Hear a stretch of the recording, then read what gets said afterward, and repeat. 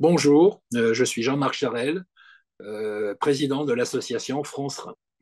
Bonjour Jean-Marc, pourrais-tu nous présenter un petit peu France Rhin et la fédération, son réseau? Alors France Rhin est né il y a 50 ans, puisqu'on va fêter ses 50 ans cette année. Et puis, il a été créé par des malades, pour des malades. Et donc, depuis 50 ans, on a bien évolué.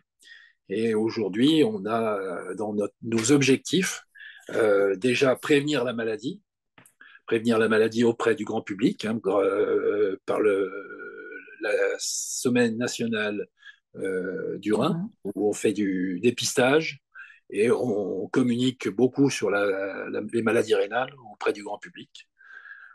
Prévenir aussi, c'est accompagner les malades dans leur parcours pour leur redonner morale déjà, et puis pour leur expliquer aussi le parcours de soins des insuffisants rénaux.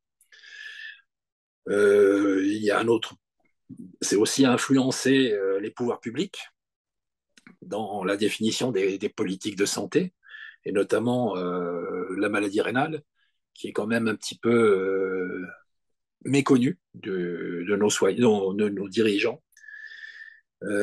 C'est quand même un enjeu de santé publique, puisque la maladie rénale est une pathologie qui coûte extrêmement cher à la société. C'est aussi améliorer la qualité de vie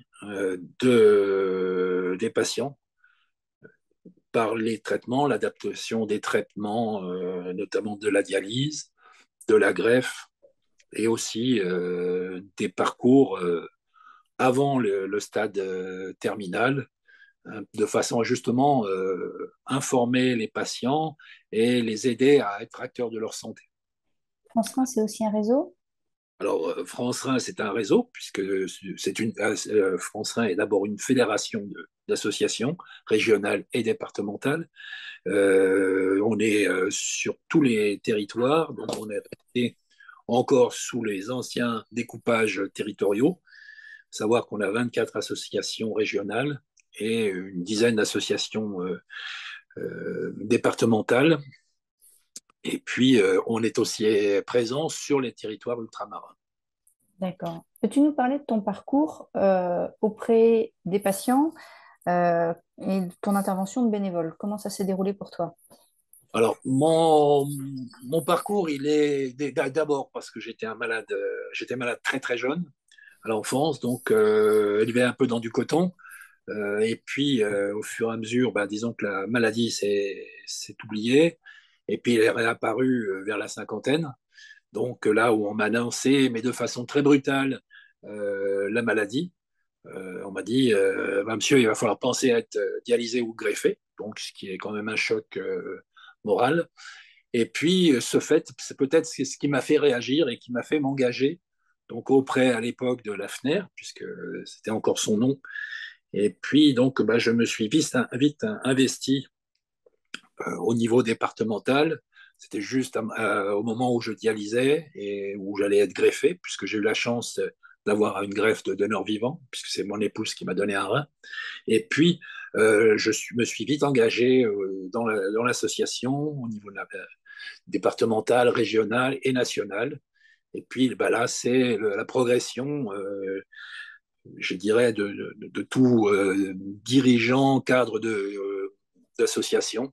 Hein, c'est d'explorer vraiment tout le champ de la santé en rapport avec notre pathologie. Donc, j'étais aussi représentant de France Rhin au CIS. J'ai participé à l'élaboration de France Asso Santé. Et puis, je suis devenu représentant des usagers, puisque c'était un petit peu le cadre du CIS à l'époque. J'ai pris tout de suite deux, trois, c'était même quatre mandats dans mon premier parcours. Donc, deux dans le public, deux dans le privé. Et puis, ce qui m'a donné une certaine ouverture sur le monde hospitalier, notamment dans un hôpital support d'un GHT, donc en Haute-Savoie, et où je suis très investi. Donc, tant que représentant des usagers, sur mon deuxième mandat, je suis devenu président de la commission des usagers et je participe à pas mal de commissions au sein de cet établissement. Et puis à côté, bah, j'ai aussi d'autres mandats. Donc là, j'ai réduit un petit peu la voilure pour notre troisième mandat qui arrive bientôt, de façon à pouvoir me consacrer un peu plus à France 1. Mais voilà, c'est un engagement personnel qui est fort, qui est le fruit aussi de l'expérience dans l'association et à côté de l'association, toujours en rapport, que ce soit avec la recherche, avec la représentation des usagers. Euh, donc moi, je me suis formé à tout cela depuis que je participe. J'ai au moins 200 heures de formation à mon actif pour justement être à la hauteur des attentes et des mandats qui me sont confiés. Donc voilà, le dernier, ce que j'ai fait, c'est j'ai fait une convention de partenariat, donc toujours dans ce même établissement où je préside la CDU, en tant que patient partenaire avec le service de néphrologie et avec le service de dialyse qui est un petit peu indépendant puisque la dialyse est privée alors que le service de néphrologie est public. Voilà un petit peu mon parcours dans le domaine de la santé. Comment s'est passé ton passage vraiment pour être représentant des usagers, on va dire labellisé? Alors, représentant des usagers, donc bah, j'ai été formé à cela, hein, puisque j'étais dans les premières sessions de formation qui ont été obligatoires en 2016, fin 2016. Et donc, j'ai pris à cette époque-là 4 mandats. Donc, la formation, j'avais déjà été formé au préalable un petit peu sur l'esprit de la représentation des usagers, parce que j'intervenais dans des hôpitaux et ils nous demandent, avant, pour entrer dans l'hôpital, ils nous demandent si vous êtes formé. Donc, voilà, j'avais dû faire quelques formations. J'aurais pu être représentant des usagers avant, mais à l'époque, ce n'était pas encore mon champ de prédilection. Et puis, j'étais encore en activité à cette époque-là. Donc, voilà, j'étais un petit peu à cheval sur mon activité professionnelle et le bénévolat dans l'association. Donc, ce qui était un petit peu délicat pour pouvoir mener toutes ces activités au maximum. Donc, du coup, la collaboration avec les soignants ne s'est faite qu'à travers un mandat de RU labellisé ou y a-t-il eu un rôle informel au préalable? Ben, disons qu'il y a eu un rôle informel parce que, ben, disons qu'on faisait avant, on faisait donc les semaines nationales du Rhin. Hein, on allait dans les hôpitaux faire du dépistage, ce qui m'a permis d'être connu et reconnu.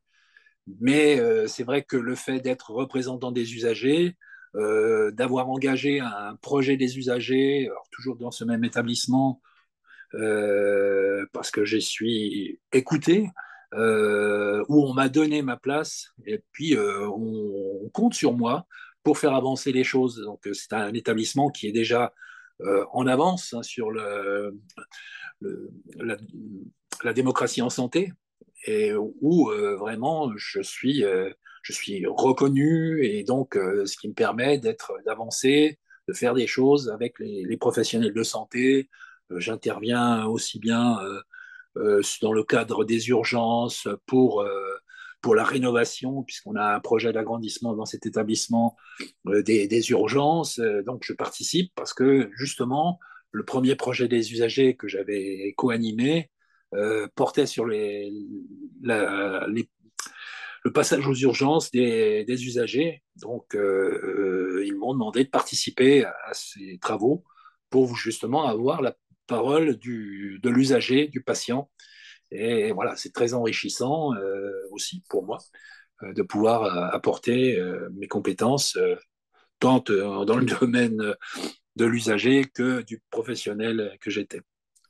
D'accord, merci. Un petit mot de la fin pour Eh les bien, personnes qui viennent travailler avec nous sur cet atelier. je vous souhaite une bonne réunion, des bons ateliers avec Recap, et puis au plaisir de vous revoir. Merci. Merci.